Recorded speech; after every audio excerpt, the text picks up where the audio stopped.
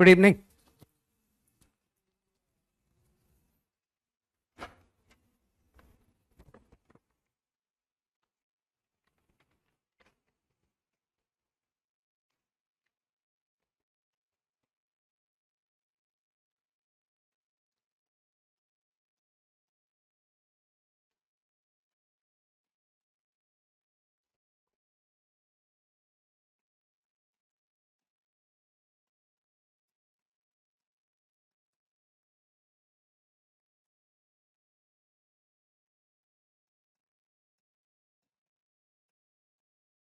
करो, सॉल्व करो।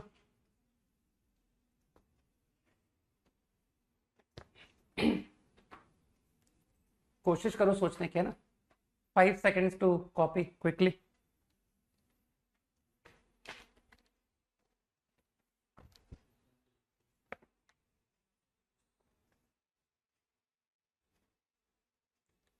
कॉपीड है ना।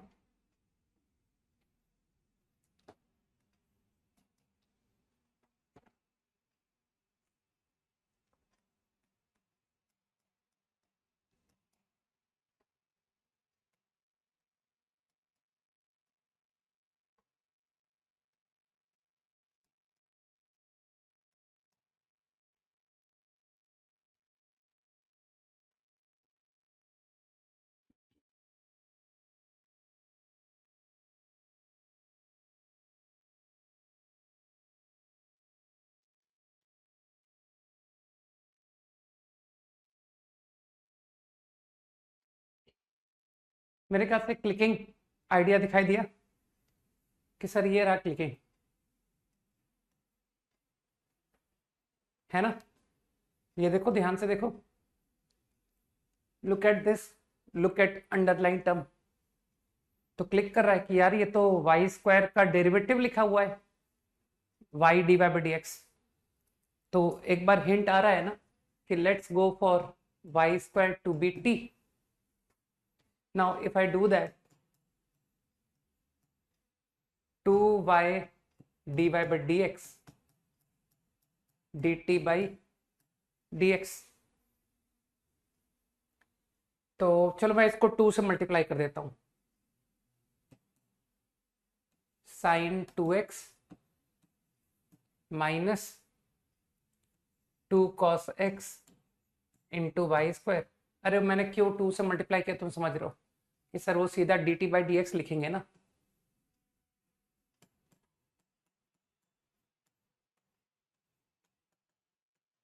बस अब तो तुम समझदार हो कि सर ये तो डायरेक्टली लीनियर डीई पहचान में आ गई। तो by doing this substitution, D T by D x, तुम समझ पा रहे हो, मैं सीधा स्टैंडर्ड फॉर्म में कलेक्ट कर रहा हूं। 2 cot x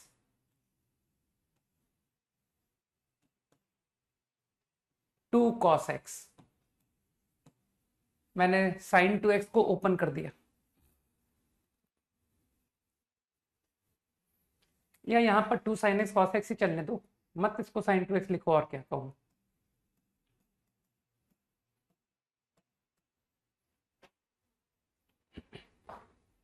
अब तो मेरे ख्याल से प्रॉब्लम में कोई दम बचा ही नहीं।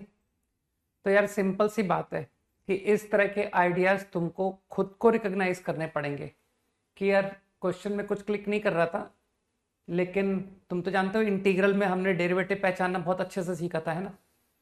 तो आइडिया आया कि यार ये तो वाई स्क्वायर है, ये उसका डेरिवेटिव है। उसके बाद देखो लाइफ आसान हो गई कि उसके बाद तो सर ये तो स्टैंडर्ड लीनियर का प्रॉब्लम आ गया। ठीक, तो कभी प्रॉब्लम्स में लिख के कभी नहीं आएगा कि यूजिंग सब्सटीट्यूशन सॉल्व डीई। वो तुमको खुद को आइडेंटिफाई करना पड़ेगा, ठीक है ना। बस अब तो मेरे ख्याल से प्रॉब्लम स्ट्रेट है। इंटीग्रेटिंग फैक्टर कॉट का इंटीग्रल आज भी याद होगा ना, एल एन साइन। तो e की power 2 ln sine, sine square. सोचो, e की पावर 2 ln साइन, है ना। बस अब तो इसके बाद की स्टोरी तुमको सबको पता है कि sir t into integrating factor, integral of integrating factor into Q x. बस, तो आई गेट द आंसर।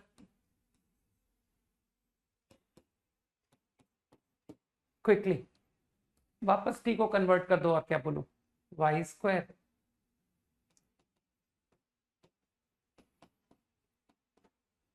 तो इस तरह के आइडियाज तुमको खुद को प्रॉब्लम्स में आइडेंटिफाई करने पढ़ेंगे कि by doing substitution my DE become easy to solve.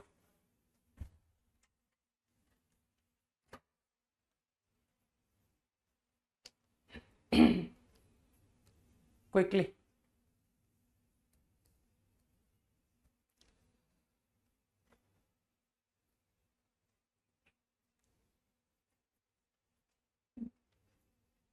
Five seconds more.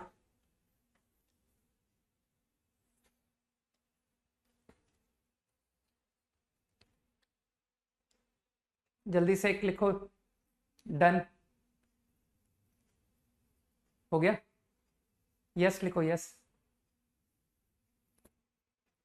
Done, okay next.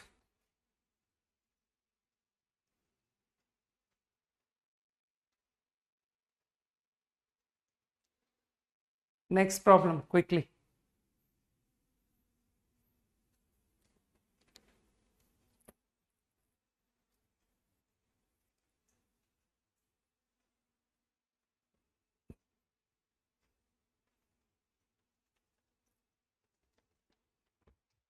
Five seconds more to copy the problem.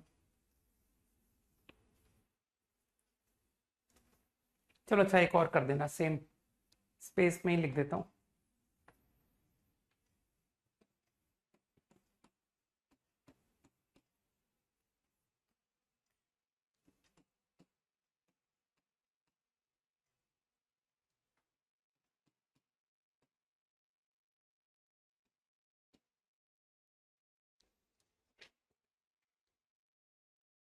अगले का क्या क्लू है? क्वेश्चन नंबर 2 का किसी को क्लू,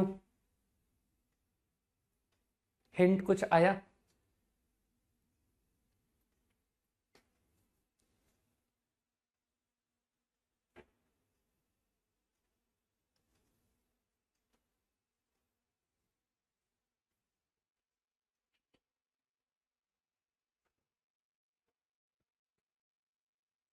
इजी सोचा करो यार, ज्यादा टफ मत सोचा करो। डायरेक्ट पहचान लिया तुमने, इतना भारी एक्सप्रेशन ऐसा कैसे हो सकता है?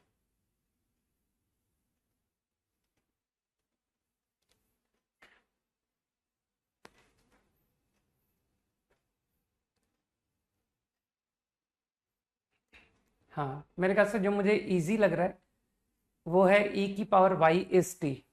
ये देखो कितना क्लियर हिंट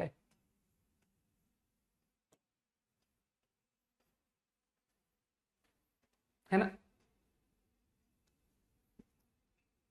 ये थॉट प्रोसेस के लिए आसान है ना कि सर अब मेरे को बिल्कुल क्लियर हिंट आ रहा है कि गो फॉर e की power y to be t, this will become dt by D X. बस अब मैं dt बाई डी एक्स में लिख करके कंटिन्यू कर रहा हूँ। तो dt by D x e की पावर x इंटू टी बराबर e की पावर 2x। बस अब तो इंटीग्रेटिंग फैक्टर सभी को क्लियर है ना कि integrating factor is going to be e की power integral of which is e की पावर x ओनली। तो here comes t into integrating factor और यहाँ पर इंटीग्रल करना पड़ेगा e की पावर 2x को if I write like this there should not be any problem. अब तो तुम्हारी इंटीग्रेशन स्किल्स है जो कि बहुत स्ट्रांग है ना कि सर अब तो हम एप्लीकेशन ऑफ इंटीग्रेशन कर रहे हैं ना, इंटीग्रेशन तो हमारा स्ट्रांग है ही। तो गो फॉर सब्स्टिट्यूशन, क्लियर दिख रहा है कि इफ आई डू u तो योर प्रॉब्लम इज e की पावर u d। बस बाई पार्ट से खत्म करो प्रॉब्लम। तो ये फाइनल आंसर t किसको बोला था? e की पावर y, u e की पावर x।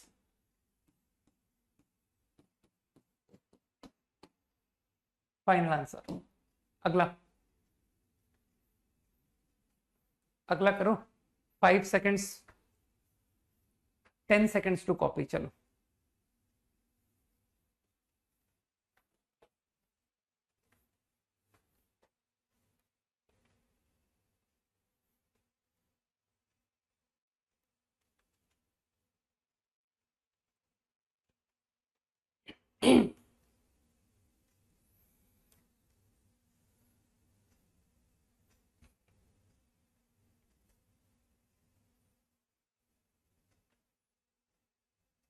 ओके, कॉपीड है ना?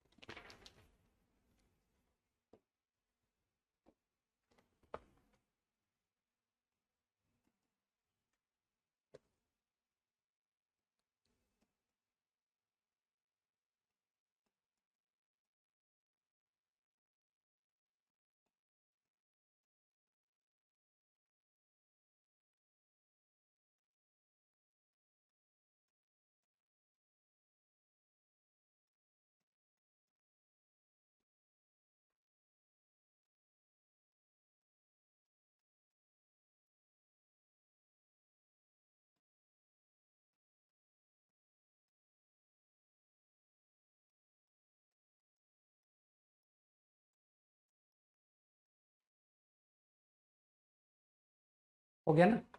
सही ऋतुराज। तो आई थिंक सभी को हिंट आ रहा है कि here if you divide by y, तो क्लियर हिंट आ गया।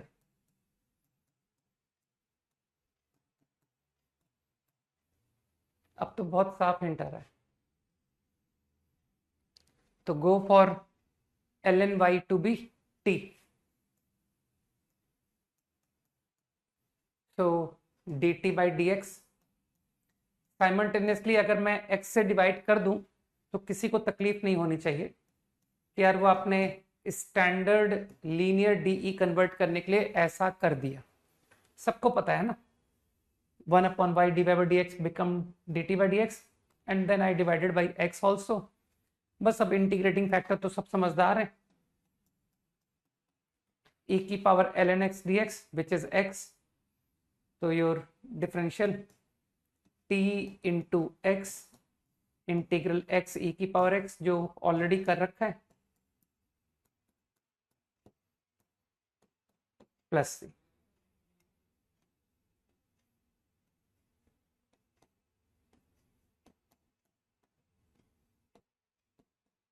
आंसर बहुत इजी है सब, है ना? तो बस एक नया डायरेक्शन सोचने को मिला है ना कि यार कुछ प्रॉब्लम्स में हमको सब्स्टिट्यूशन भी सोचना पड़ सकता है। और वो तो एज यूजुअल किसा जैसे इंटीग्रल में फील आती थी, साइन एक्स डी एक्स दिखाई दिया तो यार कॉस एक्स का इमेजिनेशन आया कि कहीं ये कॉस का डेरिवेटिव तो नहीं था, है ना? तो वो ठीक है, वो प्रॉब्लम्स में दिख जाएगा ना। वी कैन नॉट, मतलब हम इसको कैटेगराइज नहीं कर सकते कि किस तरह का सवाल, नहीं नहीं कर सकते। 5 seconds quickly.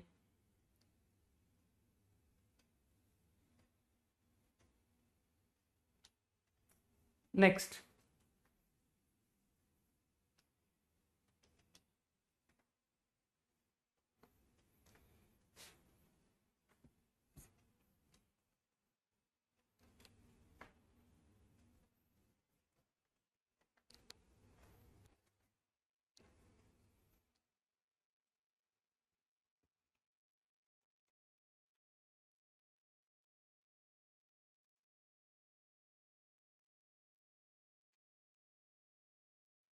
Five seconds more to copy.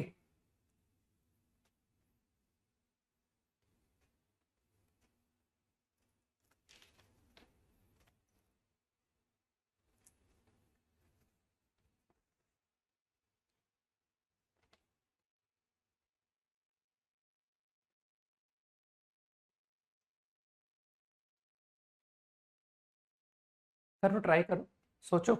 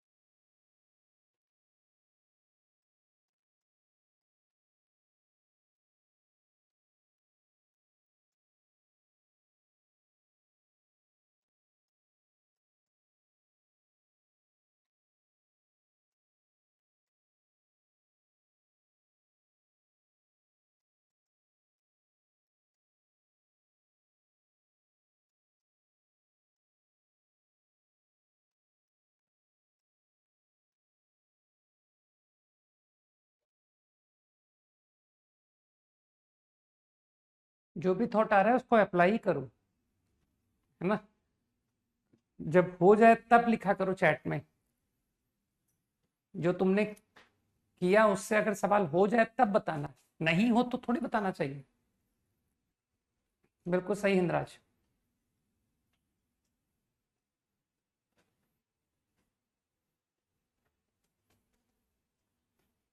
बाकी लोग भी करें।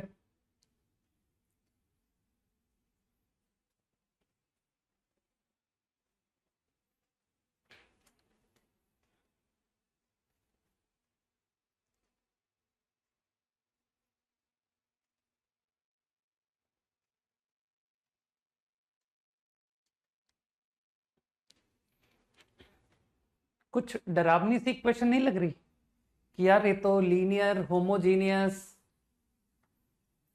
है ना, स्टैंडर्ड फॉर्म तो नहीं दिख रहा है प्रॉब्लम में।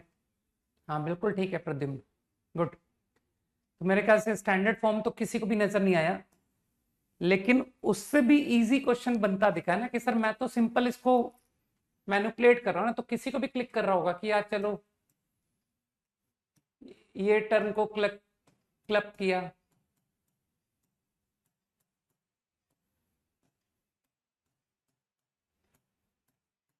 और जरा बाकी के टर्म को भी ध्यान से देखते जाओ कि सर ये तो कॉस स्क्वायर कैंसिल,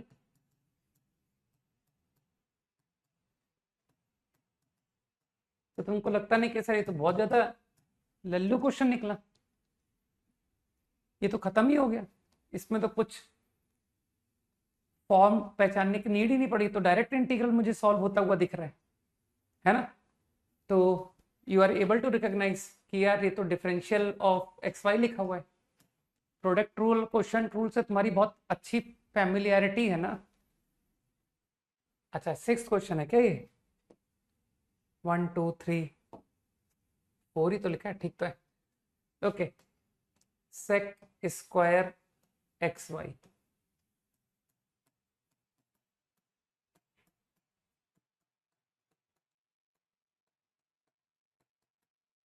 ठीक। मुझे लगता है कि तुम लोग सोच पा रहे हो कि इस तरह का आइडिया आपने पहले भी कुछ प्रॉब्लम्स में करके दिखाया था, है ना, कि मेथड से तो सवाल हो ही रहा था, बट इन सम प्रॉब्लम्स हम लोग डायरेक्ट इंटीग्रल भी पहचान पा रहे थे कि सर ये तो डायरेक्ट मुझे इंटीग्रल सॉल्व होता हुआ दिख रहा है ना, by simple rearrangement, right.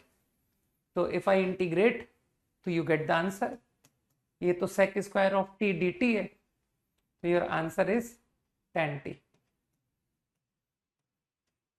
Sign का integral cos, then again cos is C.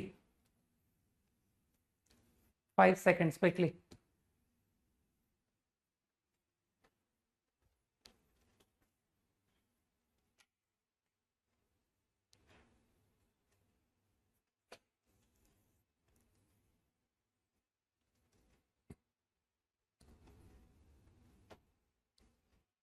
Done है ना।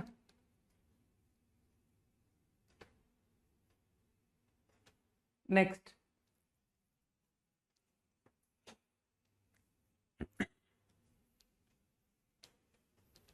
10 seconds to copy the problem.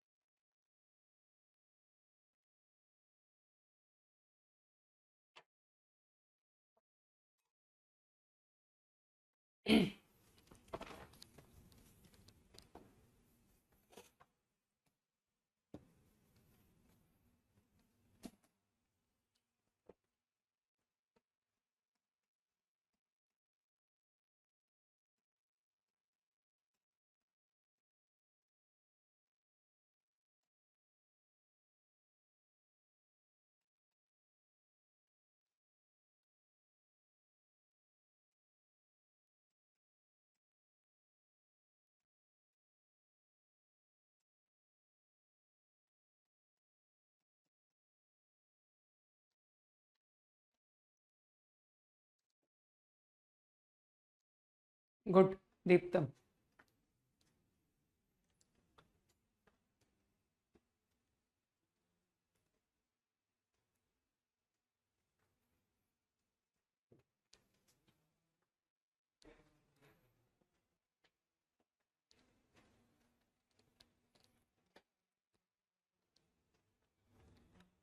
Good Pradyumna.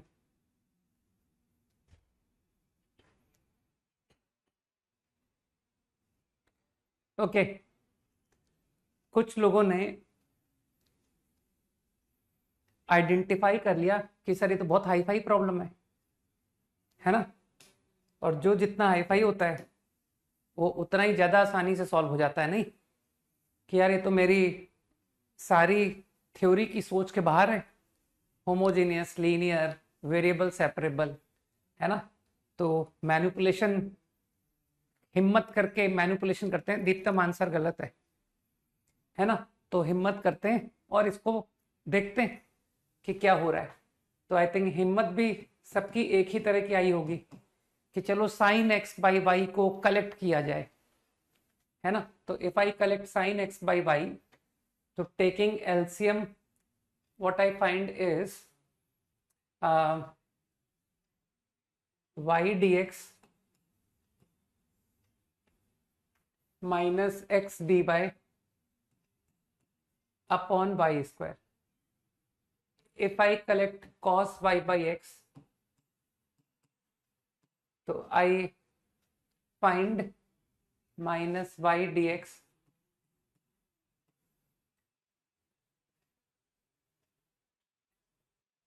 x dy over x square. More terms we are getting actually, है ना। दीपक, गलत आंसर लिखा था तुमने, ठीक है ना। अभी देखो सही आंसर क्या आ रहा है। तो मेरे ख्याल से मोर करेक्ट टर्म्स dx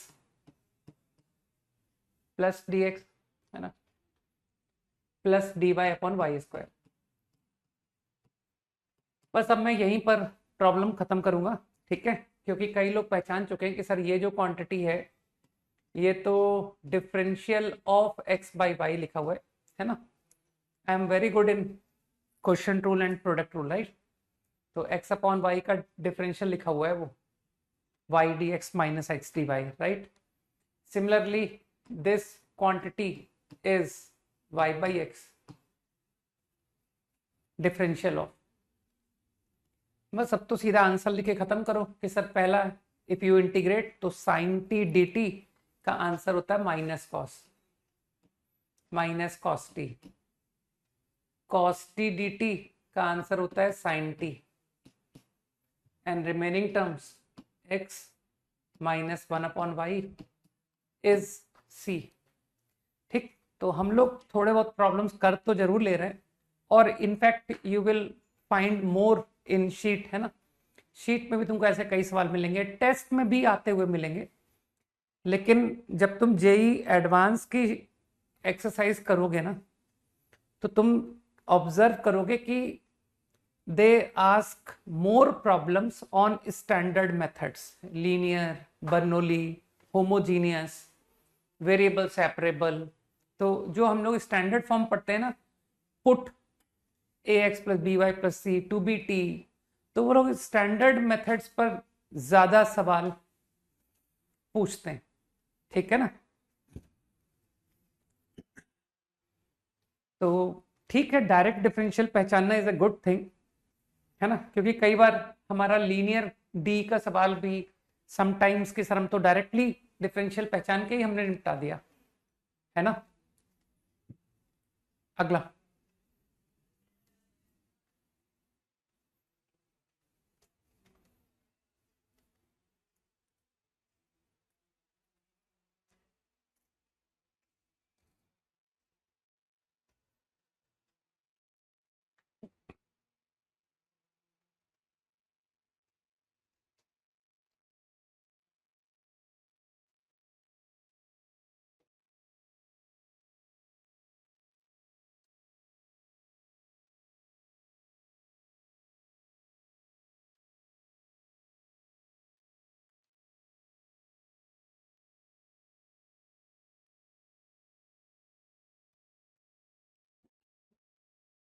इसलिए बहुत ज्यादा 1/y है वो, 1/y।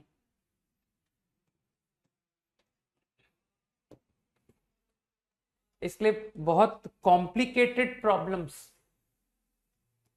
की चिंता मत करना कि सर बहुत ज्यादा टफ प्रॉब्लम्स है ना, जिनमें आफ्टर हैवी मैनिपुलेशन, कि मैनिपुलेशन बहुत हाई लेवल और फिर वो डायरेक्ट डिफरेंशियल दिख रहा था, का स्कोप आईआईटी में ऑलमोस्ट नहीं है। हाँ, टेस्ट सीरीज में जरूर हो सकता है ना, कि सर वो टेस्ट सीरीज प्रॉब्लम्स है ना, कि देखना कोई नहीं कर पाएगा इस सवाल को, राइट। तो देयर एग्जिस्ट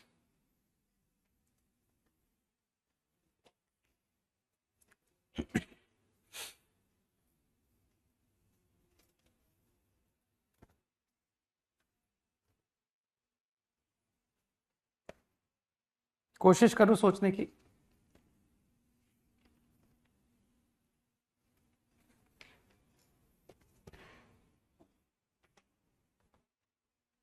क्या बात है Pradyumn, very good.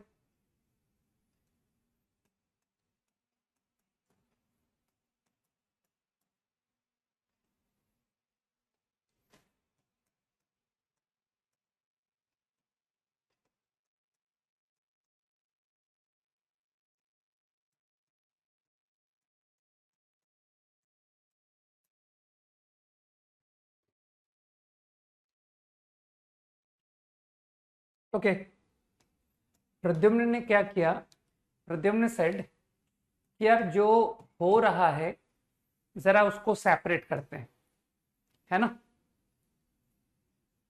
So this is what Pradyumn has done, कि सर ये दो तो मेरे से टैकल हो रहे हैं, जहां अटक रहा हूं वहां कॉन्सेंट्रेट करते हैं, ठीक। तो मैं अटक रहा हूं यहां पर,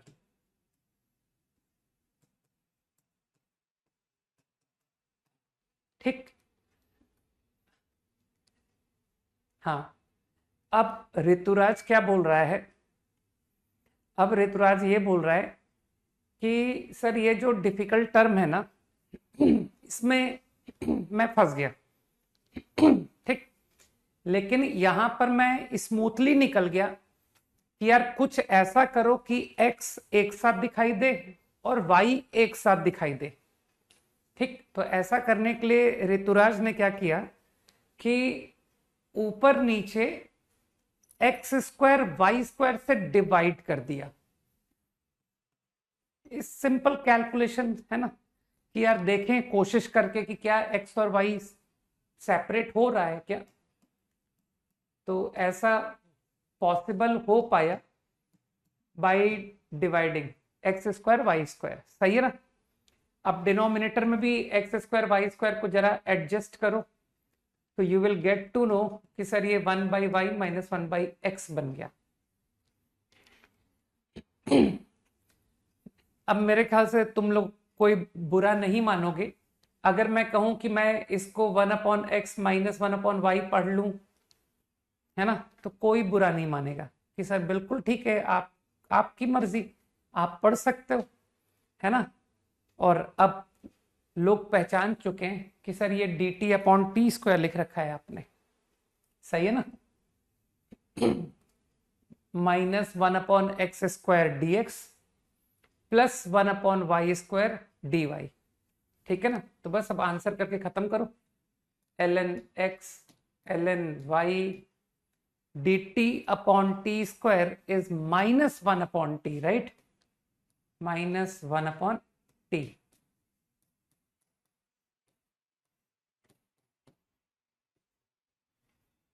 आंसर। तो अब तक तो इतने complicated differential recognise problems IIT में आते तो नहीं दिखे मुझे, है ना, लेकिन फिर भी we are prepared for that also, है ना। हाँ, अब ऐसा नहीं हो कि यार कुछ ज्यादा ही हो जाए, है ना, कि सर एक लिमिट होनी चाहिए।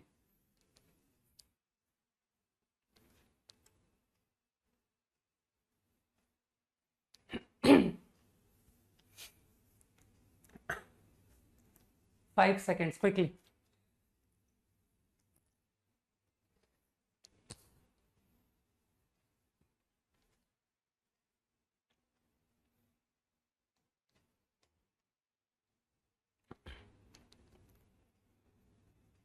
डन। ये सब मिसलेनियस आइडियाज हैं, है ना, फिर भी करके रख लो। देखना, इस सिचुएशन को देख के मेरा ऐसा मानना है कि तुम्हारे में से कई लोग मुझको सजेस्ट कर देंगे कि सर प्रोसीड लाइक दिस। देखना, कई लोग मुझे हिंट कर देंगे बाय सीइंग दिस इक्वेशन कि इस फॉर्म की इक्वेशन को कैसे टैकल करना चाहिए। I am confident I will get reply, है ना। तुम लोग पढ़ ही नहीं रहे हो, तुम पढ़ाना भी सीख गए। बताओ भाई, हाउ टू प्रोसीड।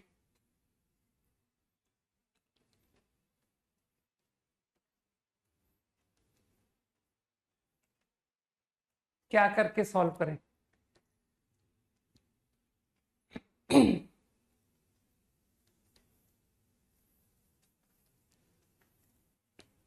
अरे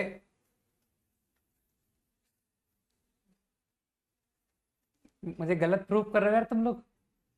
हाँ देखो, एक ने सही बोला।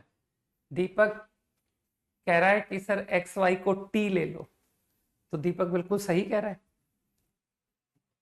Put x y equal to t, सही है ना। बस इतना ही आइडिया बहुत है टू रिमेंबर।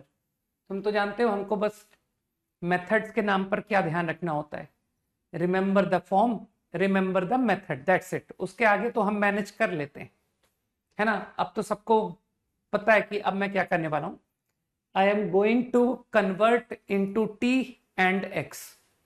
एक्स और वाई से हटाकर मैं प्रॉब्लम को टी और एक्स में लेके जा रहा हूं।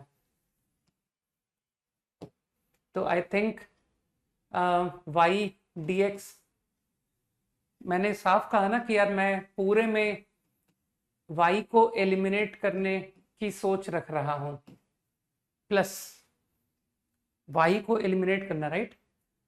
You can see x dy y dx is dt। तो x dy is dt minus y dx, यही है ना y dx into g of t. अब मुझे ऐसा लगता है कि कई लोग सोच पा रहे हैं कि सर अब वेरिएबल सेपरेट हो पा रहे हैं। हाँ ठीक है, और भी कई लोगों ने कहा था put x y equal to t, है ना। R S J, Divyanshu, okay. तो I think t by x, अब तो मैनिपुलेशन है, अब तो मुझे एक्चुअली करना ही नहीं चाहिए था ये, ठीक।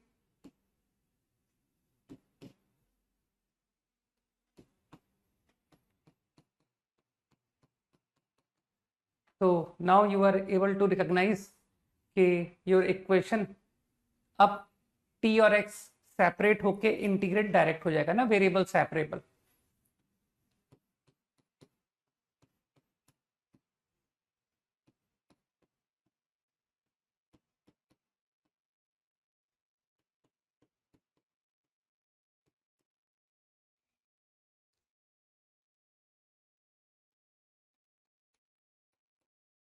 सबको पता है कि सर ये रिजल्ट अगर याद करने लग गए तो हो गया, है ना, हो चुका सिलेक्शन। इतना याद करना ही अपने आप में बहुत है।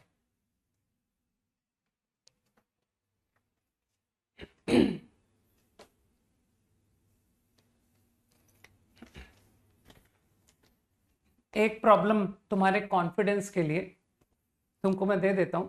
लास्ट क्वेश्चन क्या था, 6। 5 seconds टू कॉपी क्विकली।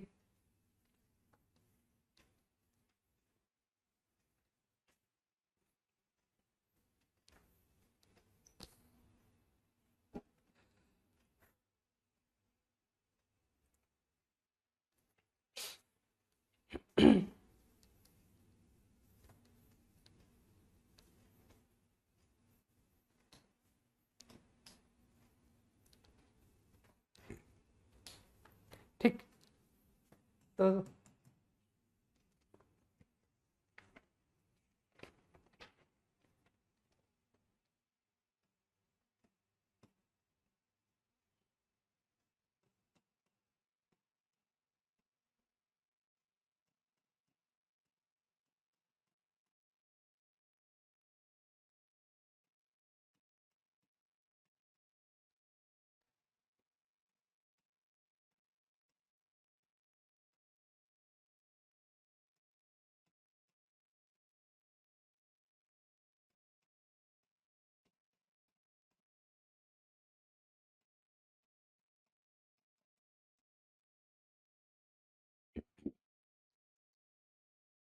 इस प्रॉब्लम को घर पर सॉल्व करना, ठीक है।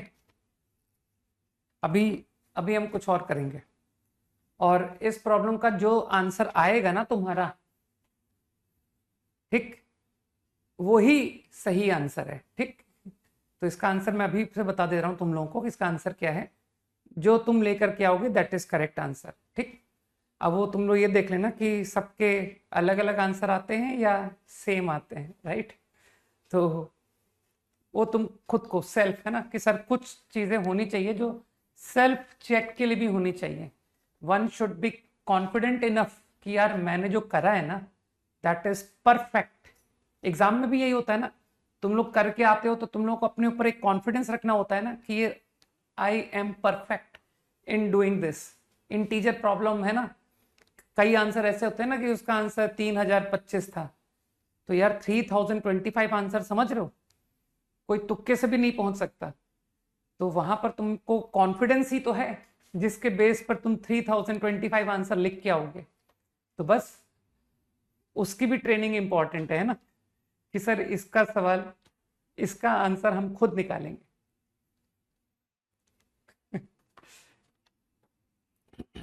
चलो प्रॉब्लम लिखो, next problem.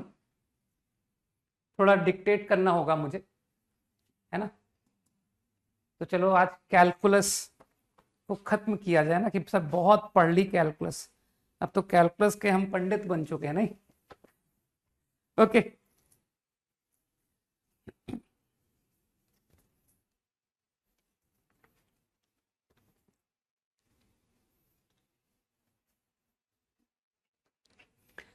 A tank initially contains,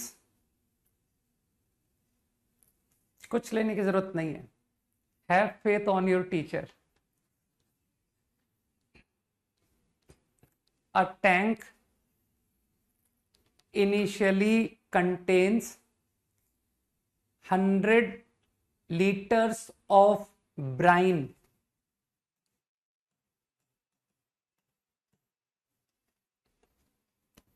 100 liters of brine, in which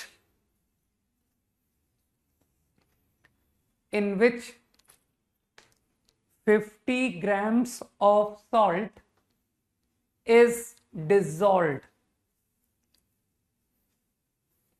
In which 50 grams of salt is dissolved.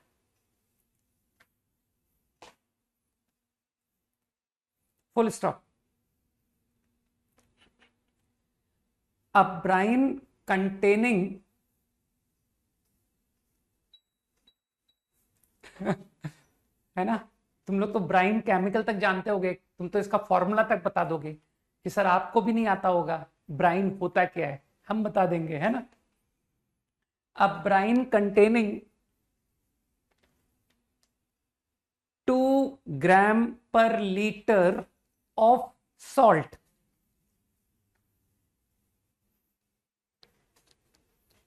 runs into the tank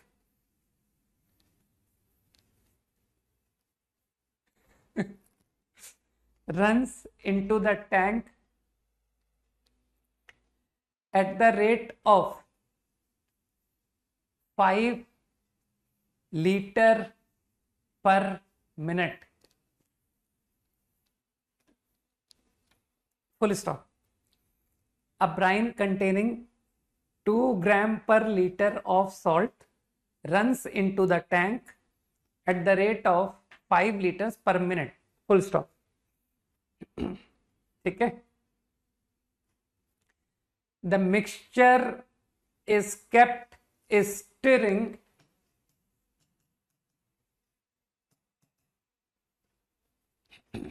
the mixture is kept stirring and हाँ सही बोल रहे हो, and flows out of the tank and flows out of the tank at the rate of 4 liters per minute. At the rate of 4 liters per minute. The mixture is kept stirring and flows out of the tank at the rate of 4 liters per minute. ठीक.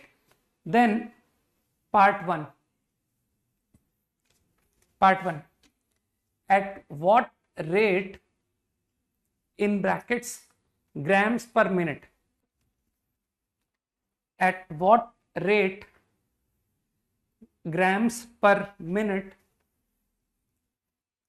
does salt enter the tank? Does salt enter the tank at time t? Bracket में लिख सकते हो minutes.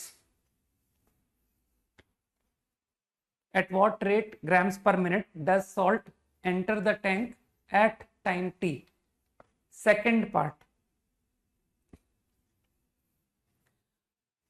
What is the volume of the brine? What is the volume of the brine in the tank at time t? What is the volume of the brine in the tank at time t? Third part. At what rate, grams per minute, at what rate, grams per minute, does salt leave the tank? Does salt leave the tank at time t?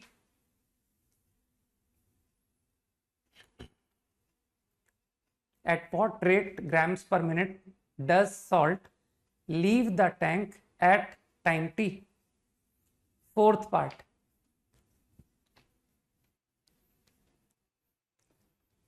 Form the dE of the process, differential equation.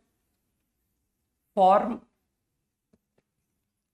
the dE of the process and solve it to find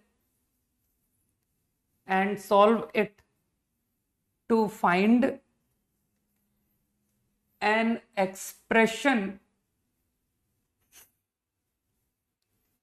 for the amount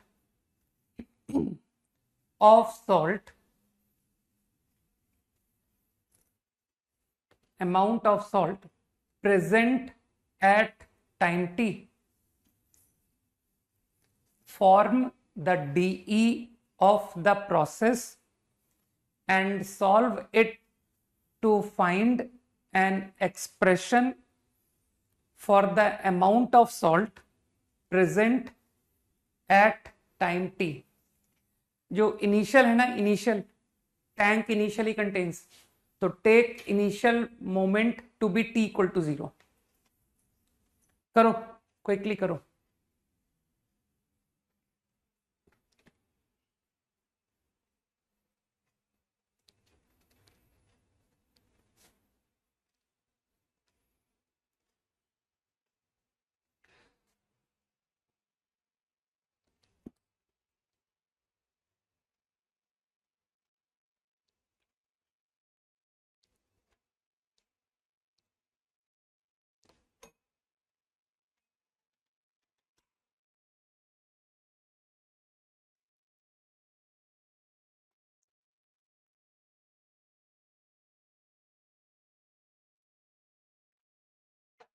hmm. First part भी बता दो दीपक।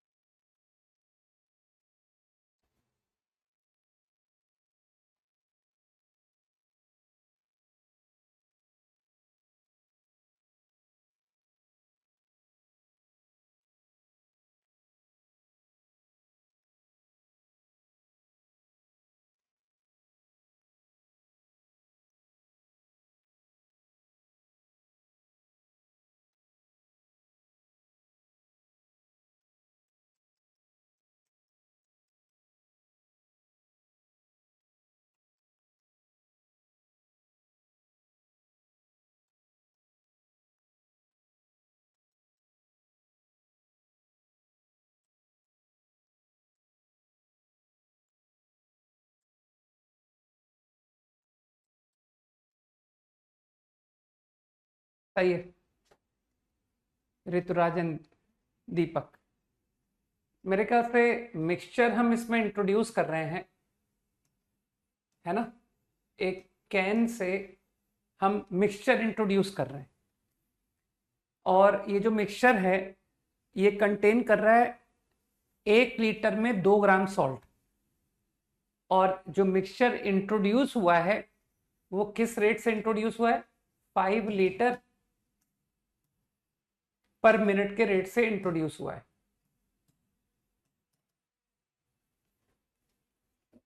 ठीक। अब यार ये जो mixture हम introduce कर रहे हैं इसको तो हम कांस्टेंट मानेंगे ना, कि sir this contains 2 gram in 1 litre, है ना, सॉल्ट। तो दिस कंटेन 2 ग्राम पर litre salt at every moment, her time पर। ऐसा थोड़ी कि चेंज हो जाएगा, ठीक है ना। तो मेरे ख्याल से 1 मिनट में 5 लीटर एंटर हो रहा है ना। तो और 1 लीटर में 2 ग्राम सॉल्ट है। ये तो बिल्कुल बच्चों टाइप का क्वेश्चन है सर, जैसे बच्चों को पढ़ाते हैं कि बताओ बेटा, है ना। नहीं बेटा नहीं, बच्चों, बच्चों कहते हैं ना यूट्यूब में, बच्चों, है ना। हाँ तो बच्चों, 1 लीटर कंटेन 2 ग्राम बच्चों, तो बताओ 5 लीटर कितना ग्राम कंटेन करेगा, है ना। तो बच्चे जवाब देंगे सर 10 ग्राम, है ना। तो 5 लीटर 1 मिनट में एंटर हुआ था, तो बताओ कितनी सॉल्ट एंटर हो गई 1 मिनट में? 10 ग्राम। तो फर्स्ट पार्ट का तो answer 10 gram per minute. This is the rate of entering, जो कि हमेशा कांस्टेंट है। इतना तो प्रॉब्लम से हम समझ पा रहे हैं कि sir this is going to remain same. Now problem states कि 5 लीटर पर मिनट एंटर हो रहा है और 4 लीटर पर minute is going out. Problem में दिया गया है ना। तो सभी लोग समझ गए कि sir in 1 minute 5 litre volume increase, 4 litre decrease, तो in total 1 litre will increase, है ना। तो सेकेंड पार्ट इज इजी। हर मिनट में 1 लीटर बढ़ रहा है तो टी मिनट में टी लीटर इंक्रीज हो जाएगा। तो इनिशियली वॉल्यूम इज 100, तो after time t this become the volume. 2 part तो आसानी से हो गए, ठीक। Now let's talk about part 3। अब पार्ट 3 में तुमको लगता नहीं कि सर पार्ट 3 में डिफिकल्टी है ना।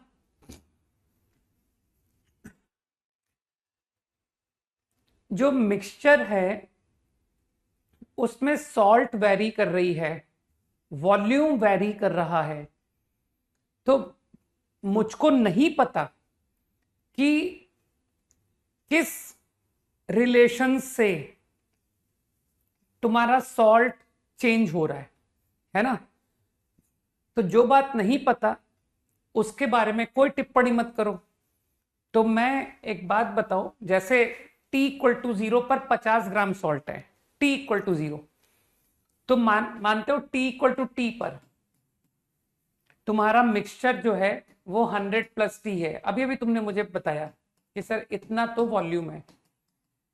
I do not know salt at this moment, कि कितना सॉल्ट होगा आई डोंट नो।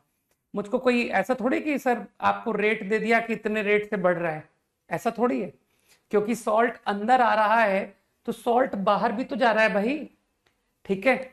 तो एक काम क्यों नहीं करते हैं हम, इस मोमेंट पर सॉल्ट को मान क्यों नहीं लें कि सर मान लीजिए जो सॉल्ट है आपके मिक्सचर में, in this much mixture, why don't you assume it to be some, let's say y grams. बुद्धि लगाओ। तो जो मिक्सचर में सॉल्ट होगी टैंक में वही तो बाहर जाएगी, ठीक। तो मेरे ख्याल से मैंने मान लिया your mixture contain this much salt. अब तो तुम फिर वही बच्चों स्टाइल में बता दोगे कि सर वो यूट्यूब में जैसे बताते हैं वैसे ही, है ना, कि बच्चों 1 मिनट में 4 लीटर वॉल्यूम बाहर जा रहा है, ठीक। तो बताओ कितनी सॉल्ट 1 मिनट में बाहर जाएगी, है ना। तो बच्चे बताएंगे कि सर देखिए 100 प्लस टी लीटर y ग्राम सॉल्ट कंटेन करता है, तो 1 लीटर कंटेन करेगा y अपॉन 100 प्लस टी ग्राम, ये 1 लीटर कंटेन करेगा। तो 4 लीटर कितना कंटेन करेगा, इंटू 4, इतना ग्राम 4 लीटर मिक्सचर विल कंटेन। और आपने कहा था 1 मिनट में 4 लीटर मिक्सचर बाहर जाएगा, तो this much gram salt will go out in a minute, gram per minute. तो your salt going out will be this. Tension में मत आना कि यार ये क्या हो गया, ये दो दो अननोन आंसर में कैसे आ गए। अभी तुमको यही लग रहा है ना कि सर ये तो 2 वेरिएबल है, time t is a variable, y also is a variable. But जो समझदार लोग हैं दे नो कि हम y को फंक्शन ऑफ t ऑब्टेन कर लेंगे, है ना। I will do something to obtain y in terms of t। तो उसके लिए हिंट दिया है कि 4th प्रॉब्लम, तो 4th प्रॉब्लम डिफरेंशियल इक्वेशन, है ना। तो जो समझदार लोग हैं दे विल से कि सर सीधा dy by D T, rate of change of salt, है ना। तो एट एनी इंस्टेंट, तो eight any time t, this is the rate of change of salt, यही होगा ना, dy बाई डी टी। बुद्धि लगाओ, rate of change of salt. अब जो समझदार लोग हैं दे नो कि सॉल्ट एंटरिंग से तो सॉल्ट का अमाउंट बढ़ता है और सॉल्ट गोइंग आउट से सॉल्ट का अमाउंट घटता है। तो लोग जानते हैं कि सर जो चीज इंक्रीज करती है उसके रेट को पॉजिटिव लिया जाता है और जो चीज डिक्रीज होती है उसके रेट को नेगेटिव साइन लिया जाता है। तो क्या मैं कह सकता हूं कि rate of change of salt at any time is rate of change, rate of entering, rate of, समझो, salt entering the tank minus rate of salt going out. बुद्धि लगाओ, ठीक है। तो salt going out negative, salt coming in positive, तो your DE become 10 minus 4/100 plus t. So this becomes the differential equation and now you understand कि sir अब तो DE solve करना इज वेरी इजी, हम तो इंटीग्रेटिंग फैक्टर से problem खत्म कर रहे हैं, है ना। तो integrating factor is 100 plus t की पावर 4, फटाफट ओरली करो, 4 ln e की पावर 4ln, तो this is your integrating factor. तो y इंटू, वो रीअरेंज कर लो भाई, y into integrating factor is equal to 10 times integral, मैं डायरेक्टली इंटीग्रल कर देता हूँ ना, क्योंकि कैलकुलेशन तो तुम लोग कर ही लेते हो, power 5 upon 5 2 plus c, and now to obtain c you understand कि सर वो एक डेटा गिवन था, t बराबर 0 पर y 50, तो t बराबर 0 y इज 50, यूज करने से कैलकुलेशन में तुम मुझसे कुछ एक्सपेक्ट कर ही नहीं सकते ना, कैलकुलेशन कर रहा हूं क्या कम बड़ी बात है, नहीं। तो put t equal to 0, 50 into 100 की पावर 4 इज, जो समझदार लोग हैं दे विल से कि सर 100 की पावर 5 को 100 की पावर 4 इंटू